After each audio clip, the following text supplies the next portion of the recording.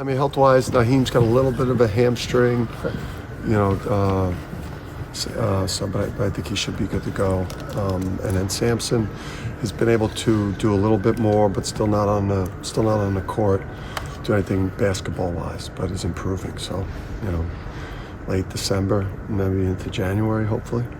You guys have been playing at such a high level. How do you maintain that? Yeah, I mean, that's either becomes it becomes a part of your identity and your mentality, and there's areas where we haven't done a very good job. Our turnovers, particularly from the guards, has not been good, and it's got to improve. But the controllables, that you can do every single night, regardless of what the opponent does, is your defense can always be elite. Your rebounding can always be elite. Your relentless effort and being all about we and not about me in terms of sharing the ball when you draw a second defender. We've talked to both Joey and Andre, and they both said that they hadn't seen the selflessness in that type of team. Is this the most selfless team that you've had? No, I mean, it's a good group. But the great teams I had at Rhode Island, my second year at Wagner, when 25 regular season games, Division I, 25 Division I games at Wagner in year 2, taking over a 6-win team. That was a great team. Didn't make the NCAA tournament, but it was a great team. My teams at St. Benedict's coached great high school teams. So they have to share the common trait, though, of being about we and not about me. The me season comes in this sport. It comes at you quickly, and it's right around the corner. But this is the we season. Defensively, you guys have played really well, but with so many new guys, sometimes that takes time to come together in the defensive end. Why do you think that you've been so good on defense? We start in the summer. We start practice in the summer. It's not optional. We're here for both summer sessions, and there's not a lot of people on campus, and we're working really, really hard and preparing for the season. And you recruit certain type of people. You recruit people that you're not looking at the scouting. 5 stars, 4 stars, and sometimes the guy that's ranked 67th is a better player anyway than the guy ranked 30th or 18th, and usually they're not as shot. So yeah, I mean, you got to get the right type of people that are going to be about the stuff that you need to do to win. And what are the traits that you're looking for? Just for me, I really pay very close attention to the family on the visit. Obviously, there's things you look for on the court in terms of skills and abilities, but I always like to see what the parents say. What are they saying about their AAU coaches? What are they saying about their high school coaches? What are they saying after Johnny just played a bad game? Are they blaming the refs? Are they blaming the coach? Or are they saying, my son needed to be better? That accountability, that responsibility, that mentality of the type of people you want to bring into your program and align with. So to tie that into Joey, when you mentioned that before the other day about meeting his parents, what did you see? You do the visit and you're honest. You say, listen, we have a deep team. We're returning this group of players, and we've already we've got commitments from a couple transfer players, and this is not a sure thing in terms of you're automatically going to be a rotation player. You're going to have to come in here and fight for it and earn it, and whatever you earn, you'll get. And some players, when they hear that, they go to the school that promised, and that's not the decision Joey made. What have you seen from Joey this year that's stuck out in your mind? The stomach to play here at a big place like this. Not everyone can play here. It's a different level of expectations than most other high majors. I mean, this is a unique type of place, in terms of the amount of eyes that care about what you're doing, and you gotta have a short memory, and you gotta believe in yourself, and you gotta be able to turn off the outside noise, and he can do all those things because he comes from great stock. What do you want to see in this Long Island game as, Big East plays right around the corner? A relentlessness to our defensive mentality, being in all the right spots, not out-talenting our opponent, but playing a really outstanding all-around game. And cleaning up the obvious issues that we've had turning the ball over, but really a sustained full 40-minute relentless effort of execution and selflessness from the group, because that's what it's going to take to win conference games. This is a much, much different animal that's approaching. Offensively, we know that that offense runs through the front court, but how do you manage to balance that out with the talent that you do have in that backcourt? Yeah, it's not that hard. I mean, you're going to end up at the level that you deserve to end up at in terms of these players, right? Based on their talent and abilities, right? You're either an NBA prospect that they love or you're not, right? You can't fool people by averaging 3 more points a game. So, you just want quality. You want top quality on offense. The defense always directs where the ball goes. I mean,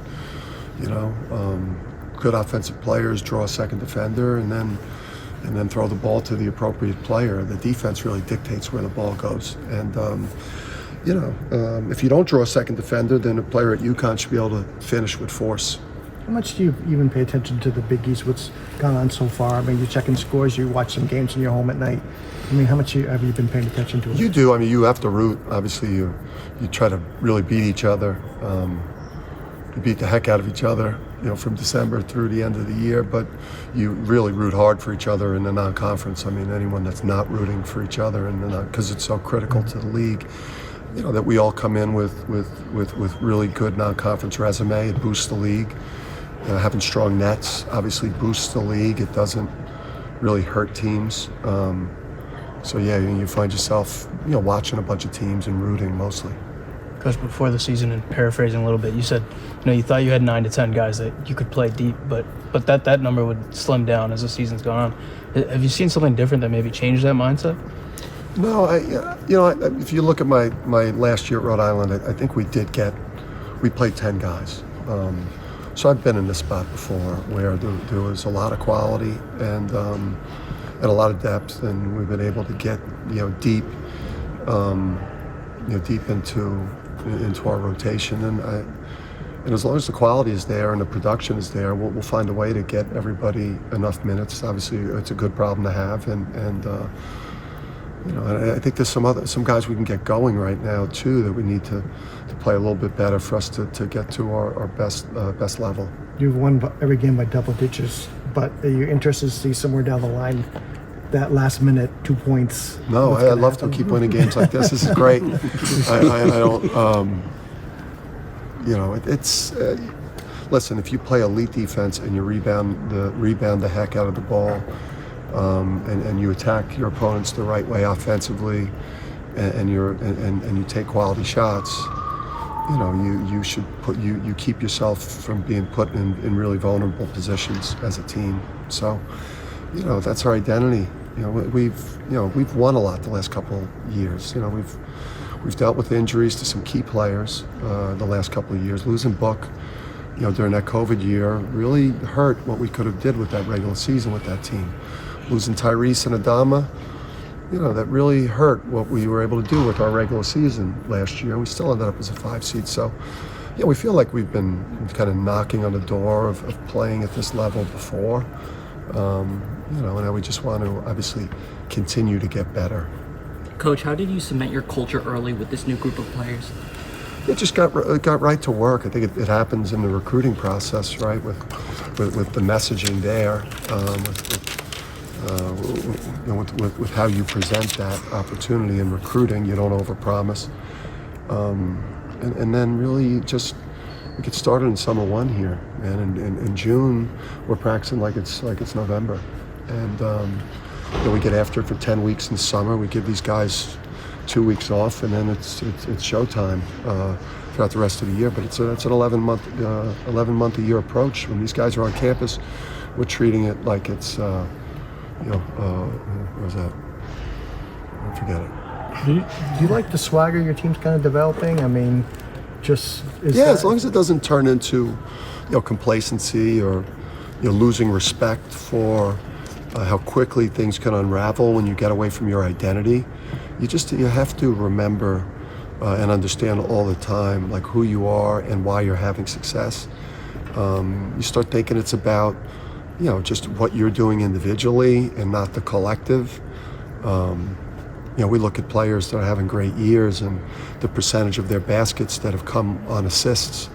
It's pretty staggering, especially when you look at the front court players. It's like Donovan he's got like 37 field goals, and like a very high number of those have come off assists from teammates. And being aware of that, I think, as across the board as players, is critical. Guards appreciating the bigs that set great screens, that create the opportunities, and vice versa. You talk about not being complacent. Are you the one reminding them of that, or is it coming from? Yeah, I mean, look at me. I mean, I'm on edge. I keep everybody. I would say, today was probably as grueling a practice in terms of the intensity coming from the coaches. That was probably as intense a practice as we've had since, at least in the last couple of years here. Maybe not since year one. Year one was wild, but yeah, I mean, we're just, how quickly things could unravel if we change anything about how we go about things, preparation-wise and mentality. There's areas we got to get better. The turnovers have got to get better. Got to be more efficient. With your intensity, is it good to have a guy like Joey that's able to maybe away from you, bring the guys back down and kind of relax the vibe a little bit? Yeah, I think Andre. I mean, I think those two. Yeah, I mean, me and Andre are obviously kindred spirits, right? So yeah, I mean, but Joey's a fiery guy. I mean, Joey is a competitor. He's a competitive guy with a really high level of self-belief. It's a confident group overall. I mean, Jordan's super confident. Andre, Adama, Donovan, I mean, Alex. It's a very confident group of players. Before the season, we kind of thought Jordan would be, up in the 25, maybe 20, 25 range. He's kind of put up a quiet, 19 or whatever he's at now, maybe a little less. But what is that kind of? You didn't really expect that, did you? Was that Jordan Hawkins? Yeah. Average points per game? Yeah. Well, some of it gets skewed. He got knocked out of the opener, right? And he ended up playing just a couple minutes, so he ends up with a 0 there, and then which hurts his numbers, and then coming back slowly from it. When we needed him in the big spots, he's been there, and he's going to have some really explosive nights. I guess more just how exciting is it for you to see majority of the scoring coming from a bunch of different guys rather than just. I mean, we're hard to prepare for. I mean, we attack you in a lot of different ways offensively. We try to identify matchups that we want to exploit and places where our opponent isn't good defensively, and that's where we attack people. It's not about trying to get a guy numbers or one guy having to carry us. Obviously, our big three is a big three. They deliver, and we're nothing without those three guys. What Andre does on the court for us, the attention that Jordan gets, and what he's able to do on the perimeter, and then Adama somehow quietly averages close to 19 points in 24 minutes. So, and then everyone else obviously done a great job for us.